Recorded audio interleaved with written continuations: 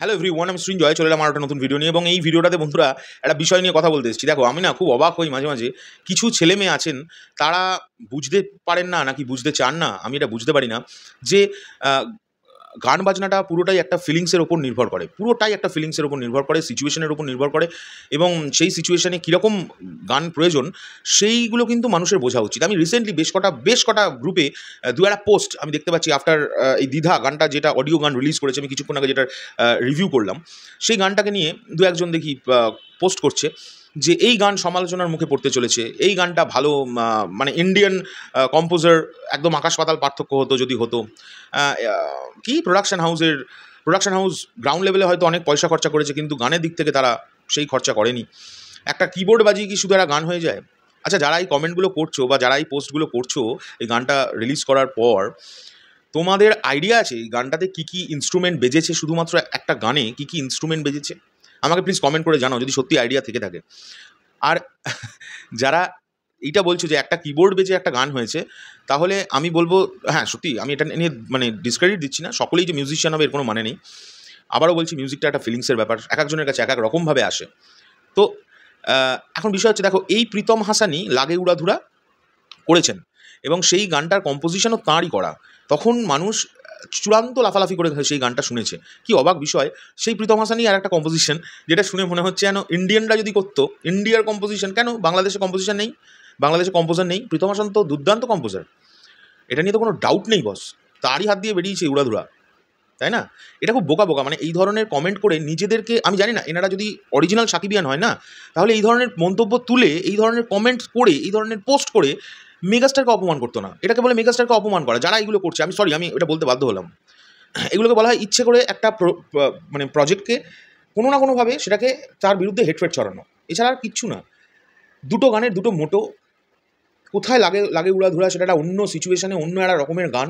এটা একটা স্নিগ্ধ প্রেমের গান, যে গানটা প্রচণ্ড শান্ত একটি গান।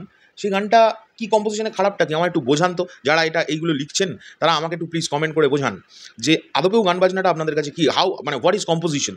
সিরিয়াসলি এটা আমার জানা দরকার। মানে তারা তো নিশ্চয়ই বুঝেছে যে কম্পোজিশনটা ডিফারেন্ট, কিরাম হলে আরও ভালো হতো।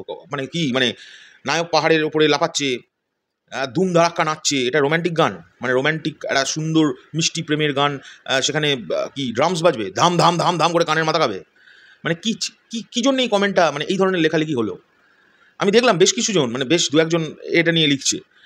আমি জানি এরকম দু একজনের জন্য পুরো একটা গান তো আর মানুষের টেস্ট বদলে যাবে না, ম্যাক্সিমাম মানুষ এটা এই কম্পোজিশনটাকে ভালোই বলবে। আর এখনও তো সিনেমাটার ভিডিওগ্রাফি বাকি, মানে এই গানটা যেভাবে প্রজেকশন হয়েছে ভিডিওতে, কীভাবে হয়েছে সেটা তো আমরা এখনও দেখিনি, সেটা তো আসছে, সেটা সন্ধ্যে 7টার সময় আসবে, আমরা সেটা তখন দেখে তখন আরও ভালো করে ফিল করতে পারবো যে গানটার সঙ্গে এই ভিডিওগ্রাফির সঙ্গে গানটা যাচ্ছে কিনা। কোনো জিনিসকে, কোনো একটা জিনিস আসা মাত্রই সেটা নিয়ে সমালোচনা করতেই হবে, মানে জ্যাঠাগিরি মারতেই হবে নাকি? আমার প্রশ্নটা এটা, জ্যাঠাগিরিটা মারতেই হবে। এবং জ্যাঠাগিরিটা যদি উপকার হতো তাহলে খুব ভালো ছিল। এই জ্যাঠাগিরিটা মেগাস্টারের বিপক্ষেই যাচ্ছে প্রতিটা কাজ। মানে আমি তো খুব লক্ষ্য করে দেখছি, আমি রিসেন্টলি একদম গ্রাউন্ড লেভেলে নেমে গিয়ে দেখছি, প্রতিটা নতুন কাজ এলেই একটা না একটা এলোমেলো সমালোচনা, মানে যেগুলো কোনো লজিকলেস সমালোচনা শুরু হয়ে যায়। ভেরি স্যাড, এটা কিন্তু ভেরি স্যাড। যারাই করছো, আমি কিন্তু কাউকে টার্গেট করে বলছি না, যারাই করছো এটা খুব দুর্ভাগ্যজনক যে এরকম মানুষ হতে পারে। এটাই একটা অস্বাভাবিক বিষয় যে কাজই আসে না কেন সেটা নিয়ে ক্রিটিসাইজ করতেই হবে। যাই হোক, আমার খুব খারাপ লাগলো বলে ভিডিওটা বানালাম। আমি যদি কিছু ভুল ত্রুটি করে থাকি তাহলে নিজের ক্ষমা করে দিও। বাট গানটা, কম্পোজিশনটা, আমি কম্পোজিশনের কথা বলি, এখনো ভিডিওগ্রাফির সঙ্গে গানটা আমি দেখিনি। দুর্দান্ত কম্পোজিশন আমার মতে। এবার আমি বুঝিয়ে দিতে পারবো কেন আমার মতে দুর্দান্ত কম্পোজিশন। কিন্তু যারা এটা কমেন্ট করছে যে ইন্ডিয়ান কম্পোজার হলে কী হতো না হতো, ভাই আমি যদি এটা বলি যে যদি অ্যারাবিক কম্পোজিশন হতো তাহলে আরও ভালো হতো, তা কী? মানে এই ধরনের একটা তুলনা কেন আসছে? একটা গান এসছে, সেই গানটাকে আমি শুনতে পাচ্ছি না ঠান্ডা মাথায়, 10-12 বার শুনি, তারপরে কমেন্ট করি। আচ্ছা ঠিক আছে, 10-12 বার শুনেও আমার ভালো লাগছে না, তাহলে আমি ওয়েট করি ভিডিওগ্রাফিটার সঙ্গে গানটা কেমন আমার লাগছে।